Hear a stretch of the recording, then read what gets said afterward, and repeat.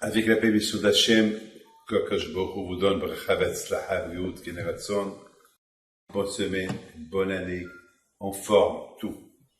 Alors, je voudrais simplement rappeler quelque chose de magnifique de la paracha de cette semaine. La paracha de cette semaine, Yaakov Avinu, il demande au Bnei Israël, à ses enfants, les Shvatim, lorsque le vendredi soir, vous voulez bénir vos enfants, bénissez-les qu'ils soient comme Ephraim et Ménaché. Oui. Pourquoi comme Ephraim et Ménaché? Pourquoi? Est-ce qu'Yaakov Avinu, il n'avait pas peur qu'il va rendre ses enfants jaloux? Encore, avant, il y a 22 ans, il aimait Yosef plus que nous. Et maintenant, voilà, il aime ses enfants plus que nous. Il nous impose qu'on bénisse nos enfants qui seront comme les enfants de Yosef. Alors, on aurait pu dire que Yaakov, attends, fais attention à ta bouche. Ah, parce que tu as montré l'amour. Tu as montré que tu aimais Yosef plus que ses frères. Ils ont été jaloux de lui, ils l'ont vendu. Et bien, toi, tu répètes. La réponse, elle est non. La réponse, Yaakov Avinu a voulu dire à ses enfants, regardez, les enfants de Yosef Hatzadik, votre frère, ils n'ont pas grandi dans une maison où il y avait là-bas le grand-père et les frères, les oncles, les tantes, les mamans. Ils ont grandi seuls en Égypte. Ils ont grandi dans un endroit où il n'y a que la Touma. Regarde comment ils sont. Alors, je voudrais que vous bénissiez vos enfants qui seront comme eux. Que s'ils sont un jour exilés, ou que si un jour ils sont dans l'exil, eh bien, ils vont faire attention à comment ils vont vivre. Et là, les Israéliens ne vont pas être jaloux. Là, le contraire. On peut être jaloux de tout le monde, mais on n'est pas jaloux de nos enfants. La Gemara dit que David Amelech était vieux et que il a couronné en son vivant Shlomo Amelech. Il se veut lui dire qu'Hachem il fasse que ton fils Shlomo il soit mieux que toi. Et qu'est-ce qu'il a dit David Amelech? Il a dit Amen. Et la Gemara dit de là on voit que le père, il peut être jaloux de tout le monde, mais pas de son fils. Le contraire, le père, il veut que le bien de son fils. Il veut que le bien de son fils. Il veut qu'il réussisse. Il veut qu'il réussisse. On ne voit pas des gens qui veulent le bien de leur fils, le mal de leur fils. Donc là, les Shvatim, ils étaient contents que Yaakov Avinu il leur fait une bracha de cette manière-là. Parce que n'oubliez pas que le plus grand danger, c'est grandir dans la rue. Grandir dans la rue, vous savez, il y a beaucoup de gens qui mangent kasher à la maison, mais dehors ils mangent n'importe quoi. Ils disaient la maison. Moi toujours je le dis, est-ce que vous avez deux stomacs? Un stomac qui s'appelle maison et un stomac qui s'appelle la rue? Non, vous avez ce stomac. C'est le seul ventre. C'est de ce ventre-là que tout se fait. Donc il y a la rue et la maison. Malheureusement, il ne faut pas qu'on apporte la rue à la maison. Il faut pas, le contraire. La kedusha qu'on a dans la maison, on doit la faire sortir avec nous de la rue pour qu'elle nous protège de la rue. Il ne faut pas qu'on apporte la touma de la rue à la maison. Et c'est ça ce que Yosef Hatzadik il a dit à ses enfants.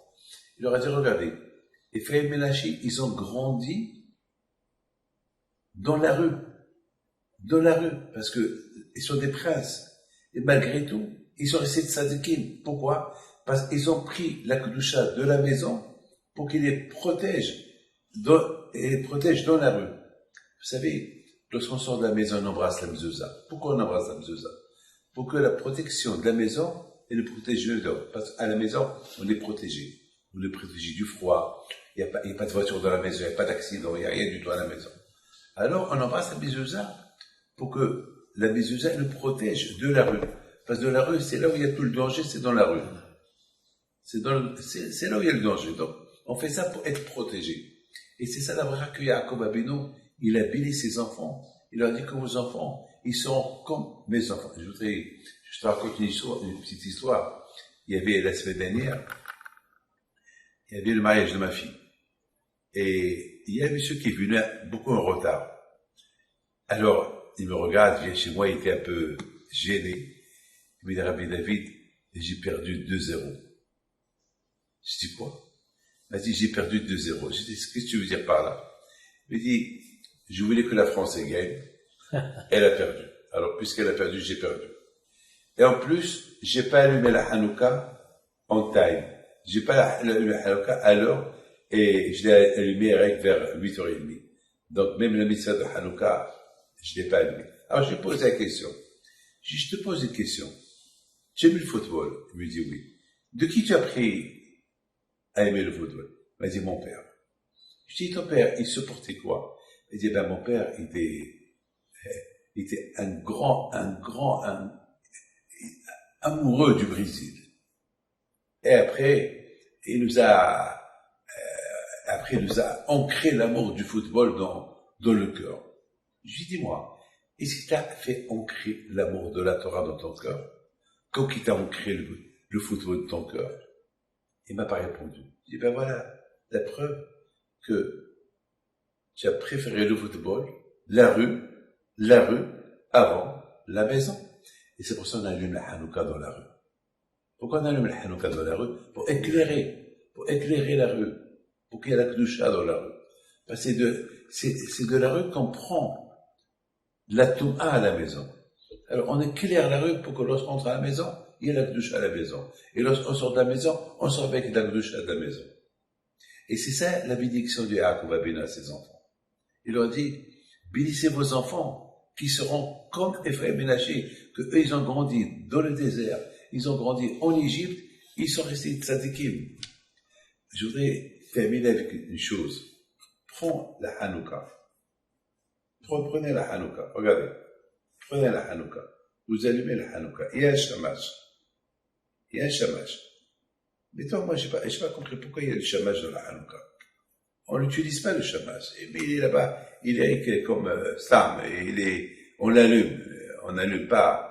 Aujourd'hui, on allume tous les bougies. On touche même pas le shamash. Mais pourquoi? C'est quoi le shamash? C'est quoi le symbole du shamash? J'ai réfléchi. J'ai dit, le shamash, c'est papa et maman. La Hanouka, ce qu'on allume, c'est les enfants. C'est les parents qui allument les enfants. Si les parents n'aiment pas les enfants, ça va rester une Hanouka éteinte. Les enfants éteints. Si on ne donne pas l'éducation, si on ne remplit pas nos enfants avec la Torah, les mitzvot, ils vont rester éteints. Alors, la Hanouka, si je vais Hinour. Hinour, ça veut dire éducation. C'est-à-dire que c'est très important qu'on éduque nos enfants. Comment on les éduque? On les allume. Avec l'émouna. Il y a quelqu'un qui est venu chez moi.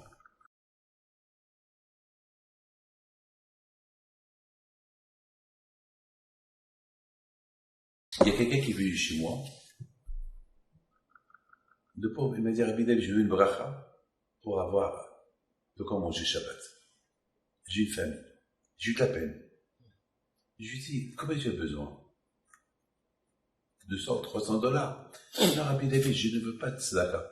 Je veux une bracha. Je dis quoi, le bon Dieu va t'envoyer le supermarché du ciel. Il va t'envoyer quoi? Un chariot plein de légumes, plein de kugel, tchoulet. Non, tiens. Il dit, Rabbi David, moi je veux pas de tzedaka. Je veux qu'Hachem me donne. Moi, j'ai rien compris. Je dis, alors qu'Hachem te donne. Il veut pas. Qu'est-ce qui se passe? Il se passe que, lorsque j'ai fini de recevoir les gens, c'est passé ici à Miami. En sortant, jeudi dernier, de la synagogue, je devrais être en train de lire Kélim.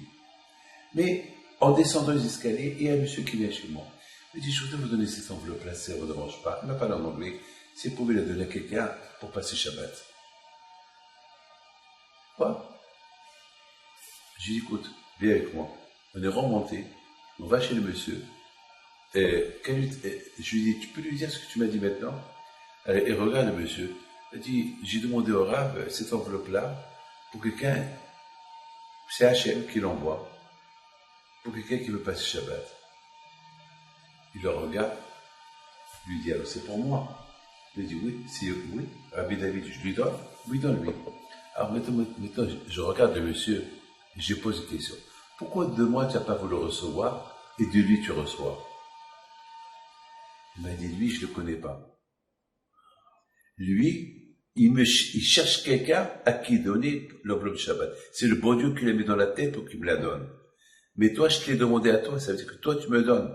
J'ai pas demandé à, c'est pas Hachem qui me donne, c'est toi qui me donnes. De ce monsieur-là, c'est Hachem qui me donne. Hachem, il m'a envoyé l'argent à travers lui pour qu'il me les donne. Mais toi, c'est toi qui me les donnes, et de toi, je ne veux pas. De lui, oui. Ben, je vais poser une question. D'où tu as appris à avoir cet émoi-là en Dieu? Et c'est quoi sa réponse? Eh ben, chaque fois, je me rappelle mon père, il travaillait très dur, mon père. Il travaillait très, très dur. Et parfois, il retournait à la maison. Et il a passé une mauvaise journée. Il rentrait avec un grand sourire. Alors, on savait qu'il a rien fait ce jour-là-bas. Toujours, il souriait. Il avait la émona. Et du coup, on voyait des miracles. Donc, c'est l'éducation. Selon ce qu'on donne à nos enfants, ben, nos enfants, ils seront un jour. C'est ce que Yaakov Avinu, il a dit à ses enfants.